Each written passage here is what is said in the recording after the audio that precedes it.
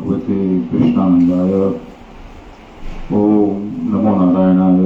ओम नमः शिवाय। ओम नमः शिवाय। ओम नमः शिवाय। ओम नमः शिवाय। ओम नमः शिवाय। ओम नमः शिवाय। ओम नमः शिवाय। ओम नमः शिवाय। ओम नमः शिवाय। ओम नमः शिवाय। ओम नमः शिवाय। ओम नमः शिवाय। ओम नमः शिवाय। ओम नमः शिवाय। ओम नमः शिवाय। ओम नमः शिवाय। ओम नमः शिवाय। ओम शिवाय। हरि ओम। आज આપણે સૌ આપણા અઠવાડિયે સત્સંગમાં શ્રીમતી સુધાબેન, નિવૃત્તિબેન અને પૂર્ણાબેનની ઘરે એકત્ર થયા છે.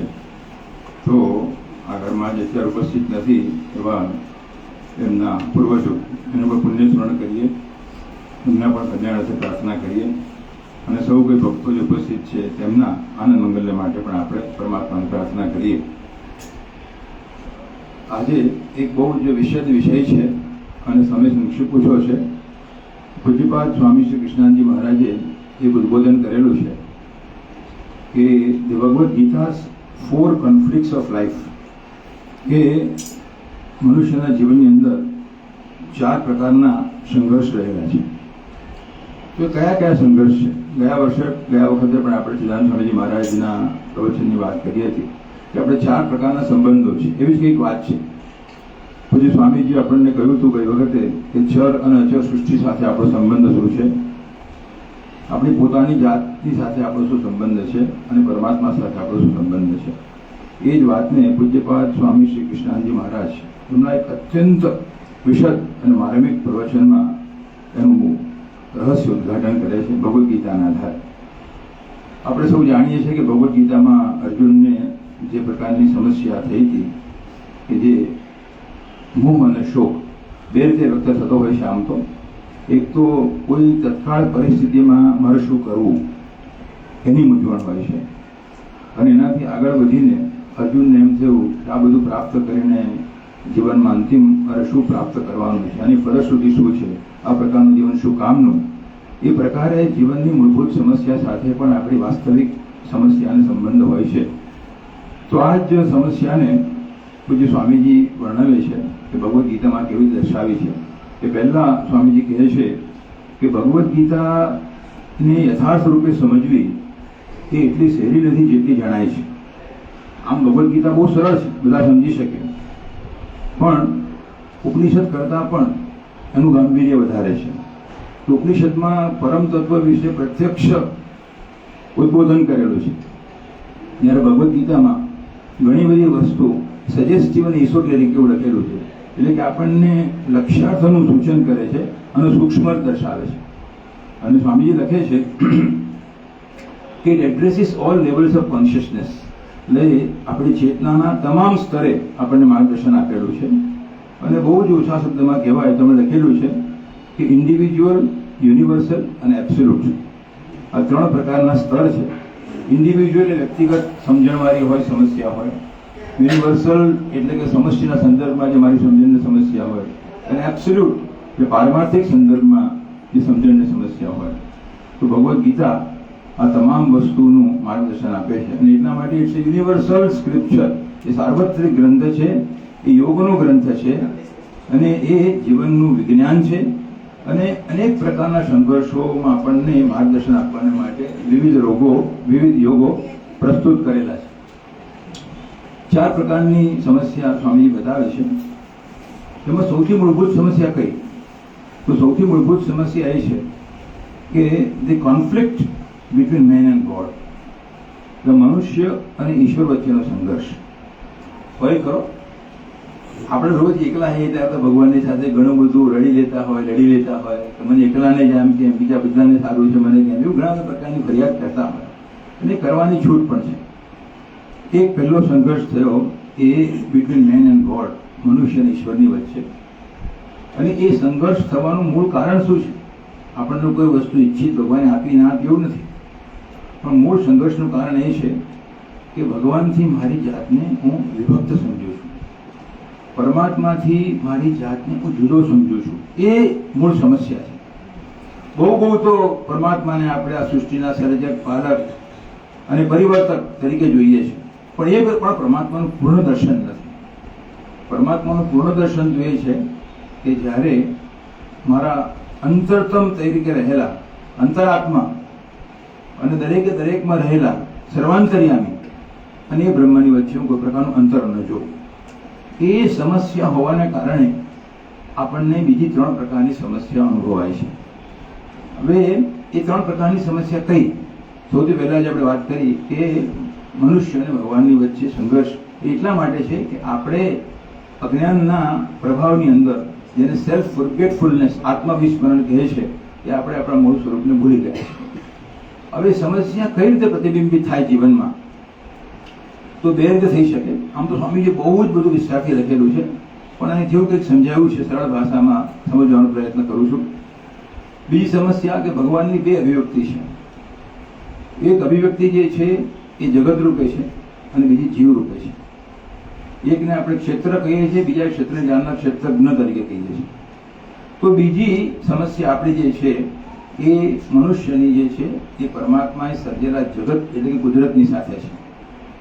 અને ઘણીવાર આપણને આ અર્થક્વેક છે, સુનામી છે, એ ઘણા બધા પ્રકારના રોગચાળા છે, બીજી બધી રીતે થાય તો કુદરતની સાથે પણ આપણે સંવાદિતા નથી કેળવી શકતા.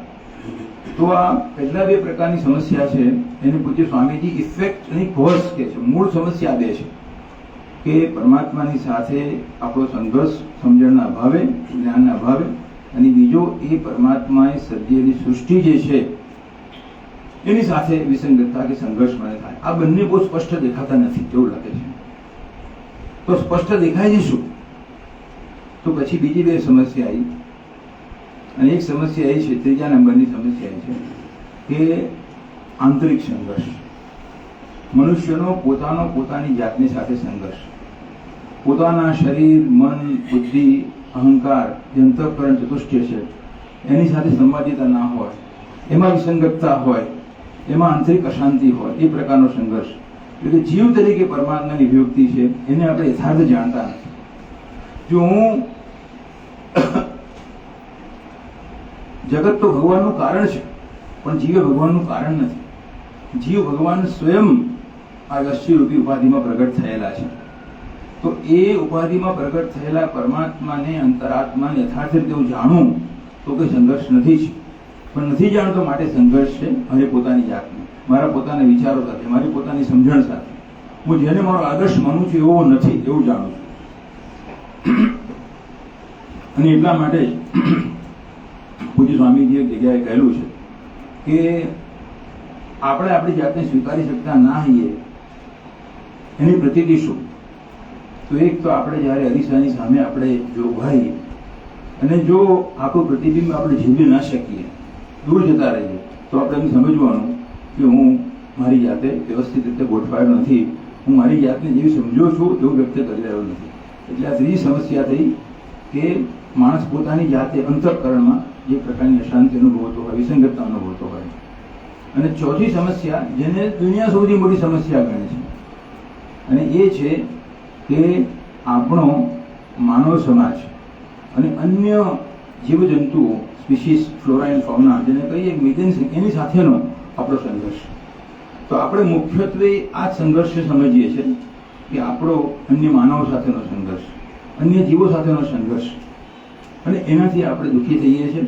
અને જેટલા પણ આપણા સામાજિક, રાજકીય સમીકરણો જે છે કે સોલ્યુશન છે એને સંબંધિત જ છે કે કેવી રીતે આપણે માનવને વચ્ચે સેતુ બનાવીએ, સંબંધ બનાવીએ, પ્રેમ બનાવીએ. અને એટલા માટે જ કોમ્યુનિઝમ છે, સોશિયાલિઝમ છે, આ બધા પ્રકારના શાસ્ત્રો અસ્તિત્વમાં આવ્યા. પણ અહીંયા આગળ માત્ર ઇફેક્ટને આપણે ધ્યાનમાં રાખીએ છીએ, એના કારણે ધ્યાનમાં રાખતા નથી. એટલા માટે એ પ્રશ્નનું નિવારણ થઈ શકતું નથી. અને આદર્શ દેખાતા આદર્શો, સમાજવાદ છે કે સામ્યવાદ છે, આ બધા સફળ થતા નથી, કારણ કે આપણે મૂળને સ્પર્શતા નથી. તો એના મૂળને સ્પર્શ કરવાને માટે સૌથી પહેલા 3જા નંબરની જે વાત આવી ત્યાં આગળ આવે છે કે હું મારી પોતાની જાત સાથે સુસંગત હોઉં, સ્વસ્થ હોઉં.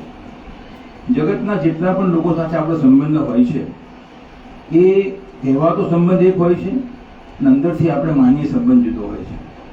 ઘણીવાર એવું થાય, કોઈ વ્યક્તિ બેઠા હોય આપણે રવિવારે શાંતિથી, કોઈ માણસ આવી જાય તો આપણને તરત એમ થાય કે આ રવિવાર છે, આજે મારો આટલો સમય છે, આ માણસ ઘરે આવી ગયો, શું થયું શું નહીં. અને એ જ માણસ આવે તો આપણે બહુ પ્રેમથી બોલાવીએ કે બહુ સરસ થયું તમે આજે આવ્યા, ઘણા વખતે મળે, એવી રીતે આપણે વાત કરીએ.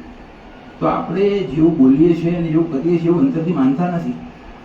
તો દરેકે દરેક જીવની પ્રત્યે અંતઃકરણમાં આપણને પ્રેમની સ્વીકૃતિ હોય તો જ ખરા અર્થમાં એ બાહ્ય રૂપે એ સંભવ બને. એટલે અંતઃકરણથી આપણે દરેકે દરેકને પ્રેમથી સ્વીકારવાના છે, આવકારવાના છે. બીજા શબ્દોમાં કહીએ તો સ્વામી એવું પણ લખેલું છે કે સમગ્ર સમાજ એ ઘણા બધા જીવોનો બનેલો છે, ઘણા બધા ઘટકોનો બનેલો છે. અને દરેકે દરેક વ્યક્તિમાં આંતરિક શાંતિ ન હોય, આંતરિક સ્વસ્થતા ન હોય તો કોઈ પણ રીતે બહાર સ્વસ્થતા સંભવ નથી. અને એટલા માટે આપણે બધા બેઠા હોઈએ, ઘરમાં હોઈએ કે બહાર રહીએ, એક કે બે વ્યક્તિની અંદર પણ એક પ્રકારની આંતરિક અશાંતિ હોય તો એ કે બીજી રીતે બહાર પ્રગટ થતી હોય છે. અને એટલે પૂજ્ય ચિદાનંદ સ્વામીજી એમના ઉદ્બોધનમાં કહે છે કે we should be able to enrich the surrounding around us and not debase it. એટલે આપણી હાજરીથી આપણા આસપાસના વર્તુળમાં એક પ્રકારની અશાંતિ કે વિસંગતતા ન થાય, પણ કેમ કરીને એમાં સંવાદિતા, પ્રેમ, આનંદ પ્રગટે એ પ્રકારનું આપણું વ્યક્તિત્વ હોવું જોઈએ. તો અંતઃકરણમાં જે આ પ્રકારની અશાંતિનું કારણ શું છે? એનું કારણ એ છે કે અંતઃકરણના ઘણા બધા સ્તર છે આપણા, જેને આપણે મન કહીએ, બુદ્ધિ કહીએ, ચિત્ત કહીએ. મુખ્યત્વે મન અને ચિત્ત. એટલે મન એટલે કોન્શિયસ માઇન્ડ અને ચિત્ત એટલે સબકોન્શિયસ માઇન્ડ, કે જેની અંદર ઘણા બધા પ્રકારના સંસ્કારો સંગ્રહાયેલા છે. અને એટલા માટે ચિત્ત અને મન એની વચ્ચે સંઘર્ષ થયા કરતો હોય છે. પૂજ્ય સ્વામી શિવાનંદ મહારાજ પણ કહે છે કે સબકોન્શિયસ માઇન્ડનું બહુ જ પ્રાબલ્ય છે અને એનો જો આપણે યથાર્થ ઉપયોગ કરીએ તો જીવનમાં આપણે બહુ જ અદભુત પ્રગતિ કરી શકીએ. એટલે ચિત્ત શુદ્ધિની જે વાત છે, અંતઃકરણ શુદ્ધિની વાત છે કે જ્યાં આગળ કર્મયોગની બહુ ભૂમિકા છે. તેમાં પ્રશ્ન કેમ છે કે જગતની સાથેનો સંબંધ, જે બીજા પ્રકારનો સંબંધ આપણે કરો, જગતના ઘણા બધા પદાર્થો સાથે આપણે સંબંધ હોય, ત્યાં આગળ આપણે રાગ અને દ્વેષને કારણે એક પ્રકારની ઇમ્પ્રેશન સંગ્રહ કરતા હોય છે. અને સંગ્રહિત થયેલી બધી સંસ્કારો જે છે એને આપણે ચિત્ત કહીએ. એટલે જગતના ઘણા બધા પદાર્થોની સાથે રાગ હોય, દ્વેષ હોય, આ જન્મમાં, પૂર્ણ જન્મમાં એ બધું સંસ્કારો નિર્મિત થયેલું છે. અને સબકોન્શિયસ માઇન્ડમાંથી 90%, 95% આપણા વિચારો જીવન નિર્મિત થતા હોય છે. એટલે જ્યાં સુધી સબકોન્શિયસ માઇન્ડને આપણે શુદ્ધ ના કરીએ, વિશુદ્ધ ના કરીએ, ત્યાં સુધી માત્ર કોન્શિયસ માઇન્ડને સ્વસ્થ રાખવાથી જીવનમાં આપણને સમાધાન કે શાંતિ મળતી નથી.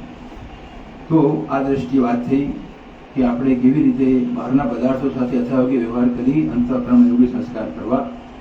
પૂજ્ય સ્વામીજીએ બહુ બધું વિસ્તારથી કહેલું છે, પણ આ 3 પ્રકારના પ્રશ્નો છે: એક ઇન્ડિવિજ્યુઅલ, બીજું યુનિવર્સલ અને ત્રીજું એબ્સોલ્યુટ.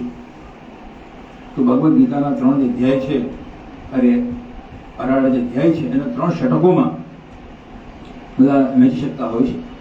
પહેલું ષટક જે છે આત્મા ષટક પણ જેને કહીએ છીએ કે તત્વમસી માં ત્વમ પદ, હું કોણ છું.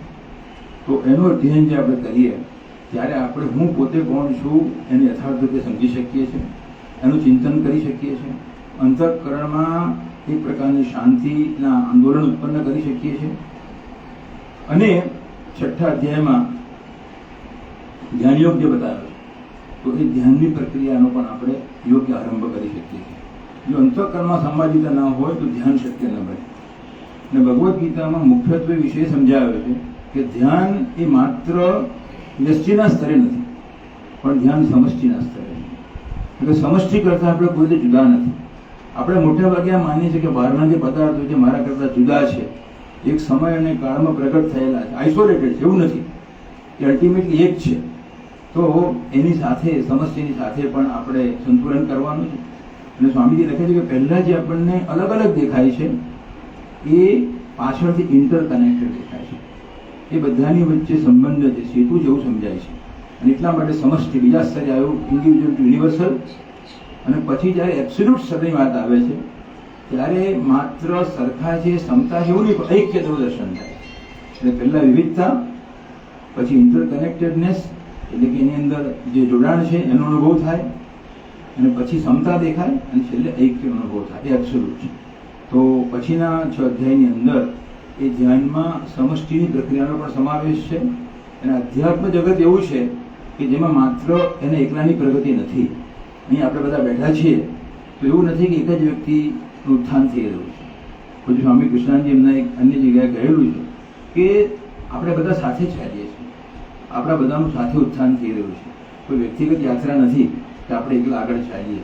તો એ દ્રષ્ટિએ સમષ્ટિનો સમાવેશ એ પછીના 6 અધ્યાયમાં છે અને 12મા અધ્યાયમાં આની વિવિધ પદ્ધતિ બતાવેલી છે. આમ વ્યષ્ટિમાં જ્યારે સંતુલન થાય અને સમષ્ટિ સાથે આપણે એકાકાર થઈએ, એટલે કે ઇન્ડિવિજ્યુઅલ અને યુનિવર્સલ એનું યથાર્થ રૂપે જીવનમાં અનુસરણ થાય, ત્યારે એબ્સોલ્યુટ કે પારમાર્થિક સત્ય જેને કહીએ એ આપણા જીવનમાં પ્રગટ થાય છે. અને એ તત્વમસીનું છેલ્લું પદ છે કે ત્યારે પરમાત્માની વચ્ચે, જીવની વચ્ચે અને જગતની વચ્ચે કોઈ વાસ્તવિક ભેદ રહેતો નથી. પારમાર્થિક એકતા છે, દેખાતી વિવિધતાની અંદર પણ એકતા છે. આ ત્રિપુટ જે દેખાય છે એ એના પારમાર્થિક રૂપે એક થાય. એ ભગવદ્ ગીતાનો સાર છે, તત્વમસી, ઉપનિષદનો પણ સાર છે. તો એ દૃષ્ટિબિંદુથી આપણે જ્યાં પણ હોઈએ ત્યાંથી આપણી સમજણને પરિપક્વ કરી અને જીવનમાં આત્મસાત કરી આપણા વ્યક્તિગત સ્તરને સંતુલિત કરી સમષ્ટિ સાથે એનું સાયુજ્ય કેળવી પરમાત્માની સાથે એકરૂપ થઈએ એ આદર્શ. અને તો 4 પ્રકારના સંઘર્ષ આપણા જીવનમાંથી મટે અને આપણું પારમાર્થિક કલ્યાણ થાય એવો સરસ મજાનો ઉપદેશ. બહુ જ લાંબુ પુસ્તક છે. તે સંક્ષિપ્તમાં આપણે એનું દોહન કર્યું, એનું ચિંતન કરીએ અને આપણા જીવનમાં આત્મસાત કરીએ. અને એમ કરવાને માટે આપણને ગુરુદેવના પરમ કૃપાળુ પરમાત્માના આશીર્વાદ પ્રાપ્ત થાય એવી વિનમ્ર પ્રાર્થના.